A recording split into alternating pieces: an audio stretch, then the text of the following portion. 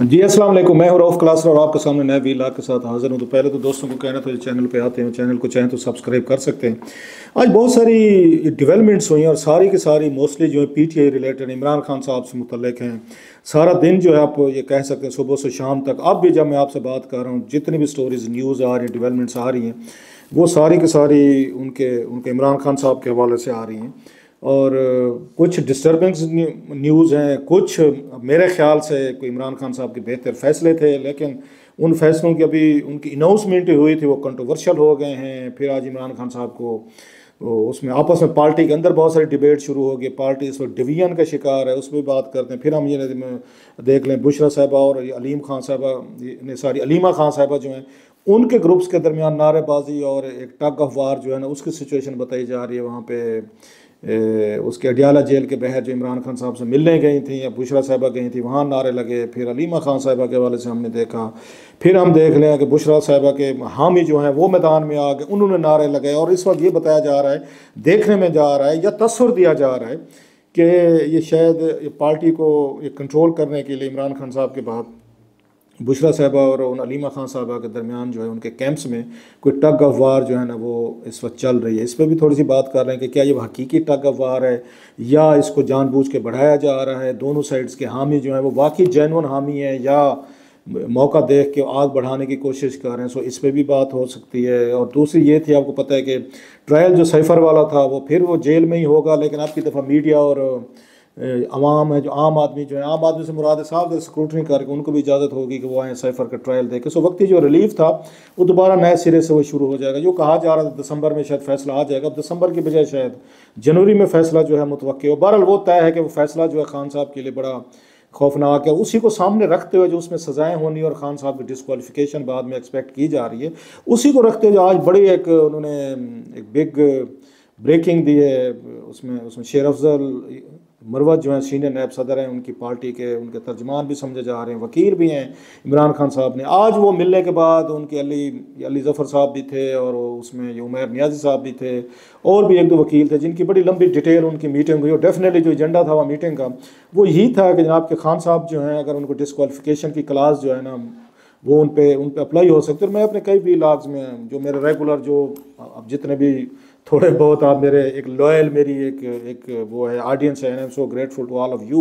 इस दौर में जब मतलब पॉपुलर जर्नलिज्म होती है, जब वाह वाह बल्ले बल्ले का दौर है, उठाने का दौर है कि जी बस चुकी जाओ बंदे नूं, तो उस दौर में भी मेरी अनपॉपुलर और इसको बगैर सेंसेशनल गुफ्तगू को आप लोग जितने भी कम लोग हैं I respect all of you. और आप लोगों का ओपिनियन भी, आप लोगों का इस चैनल पे आना और बातें सुनना वो मेरे लिए बड़ा मैटर करता है। खैर कमिंग टू द पॉइंट, आप लोग इस चीज़ के गवाह होंगे। मैं पिछले दिनों में कई दफ़ा ये कह चुका था कि जिस पे बहुत सारे लोग ये कहते भी ये कैसे मुमकिन है। सम टाइम चीज़ें जो हैं वो हमें नज़र आ रही होती हैं on the basis of the past में ये हुआ था। नवाज शरीफ साहब जो थे जब पनामा में उनको डिस्क्वालिफिकेशन हुई थी, सजाएं हुई थी, आपको याद हो तो उनको पार्टी की चेयरपर्सन से जो पार्टी की क़यादत से भी हटा दिया गया था, बल्कि उन्हें जो टिकटें दी हुई थी सेनेट के इलेक्शन के लिए पंजाब में वो भी सारी वो नल एंड वाइट थे। और उनके उम्मीदवार जो थे उनको आज़ाद ये उम्मीदवार के तौर पर ट्रीट किया गया था कि एक कन्विक्टेड आदमी टिकटें नहीं जारी कर सकता।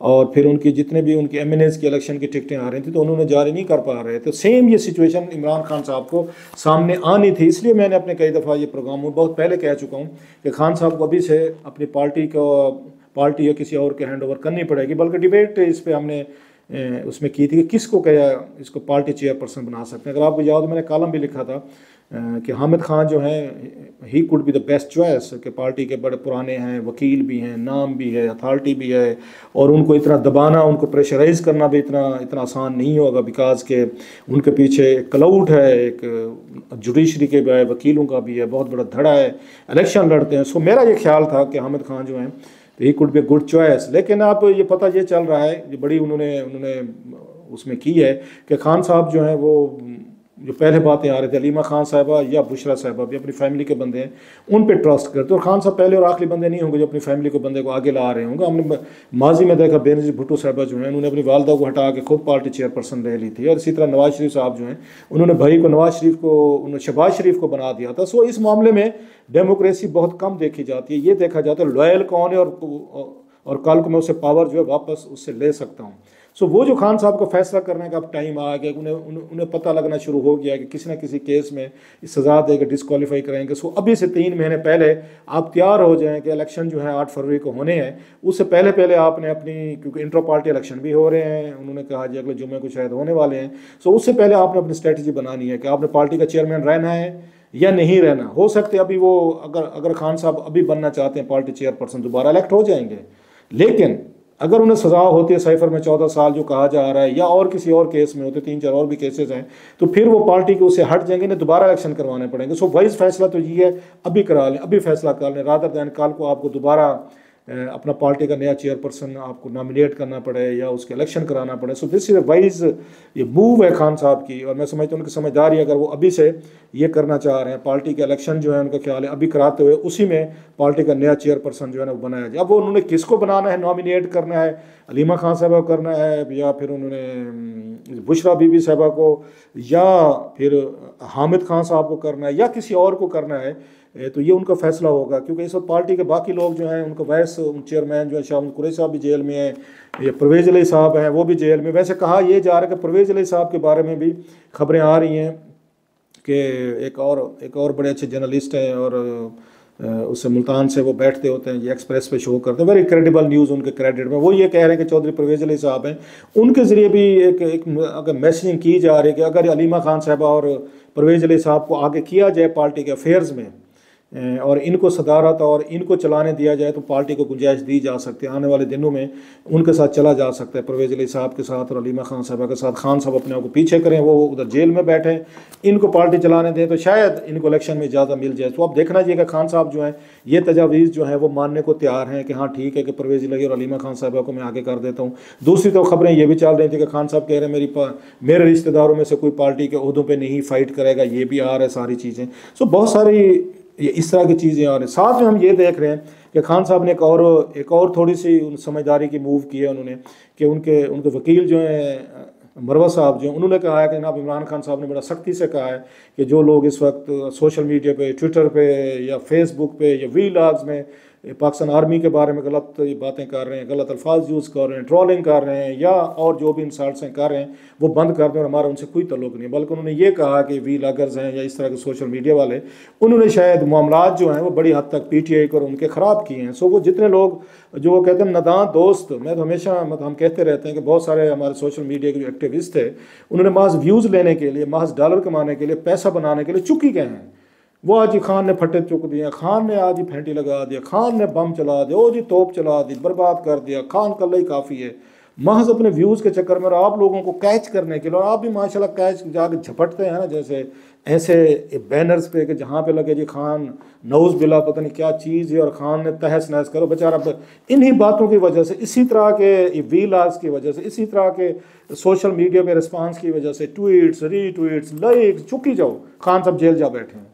ना सिर्फ जेल जा बैठे, क्योंकि फिर बंदा ये समझता है लार्जर देन लाइफ हो जाता है, यार इतने लोग मुझे चाहते हैं कि मैं तो कोई मफूकुल फितरत इंसान हूँ। ना सिर्फ खुद जेल में गए हैं, आप लोगों को मुझे पता है बुरा लग रहा होगा, लेकिन मैंने अगर आज मुझे 2-3 दोस्त मिले हैं मुझे PTI के, बड़े वेरी सेंसिबल गैस, मेरे साथ बहस भी करते हैं, वो डिफ़र भी करते हैं। आज उन्होंने मुझे कहा है, मगर वो सब हम आपको पता नहीं हमेशा तनकीद करते थे आप कि पता नहीं आप लोग आप बैठ जाते हैं और बाकी सारे लोग बल्ले बल्ले कह रहे हैं, और आप अकेले जो है ना अपनी तूती बजाई जा रहे हैं नकार खाने में। आप अजीब किस्म की आपका स्टाइल हो, लेकिन अब हमें आपकी बातें जो है ना वो ठीक लगती हैं। वही चीज़ें कर रहे हैं जो आप उस वक्त अपने वीलॉग्स में कहते थे, शोज़ में कहते थे, ट्विटर पे कहते थे कि हाथ हौला रखें ज़रा, आपने इसी मुल्क में सियासत करनी है, उसी के साथ अपने मुखालफिन का काम जो है आप ना आसान करो। मुझे इसमें कोई शक नहीं है कि इमरान खान साहब का काम जो है उन्हें खुद उनका नवाज शरीफ साहब का अपने मुखालफिन का काम जो है खान साहब ने खुद उन्होंने आसान किया है। और उस सोशल मीडिया, यूट्यूब और इनको यूज़ करने वाले, एक्टिव करने वाले, लॉन्च करने वाले, अनलीश करने वाले भी खान साहब थे, PTI खुद थी। आज जब शेर अफजल मरवत जो है वो अपने आप को डिस्टेंस कर रहे हैं इमरान खान साहब को कोट करते हुए, तो खान साहब को वो भी तो बताना चाहिए था। जब प्राइम मिनिस्टर हाउस में बैठ के वीलॉगर्स को बुलाते थे, बनी गालों में बुलाते थे, सोशल मीडिया टीमें थी कि इन्हीं लोगों के वीलॉग्स को चुकना है, उठाना है, व्यूज़ दिलवाने हैं और इनको लार्जर देन लाइफ दिखाना है, जो खान साहब को और इनके मुखालफिन को तहस नहस कर देंगे। तहस नहस करने का क्या हुआ?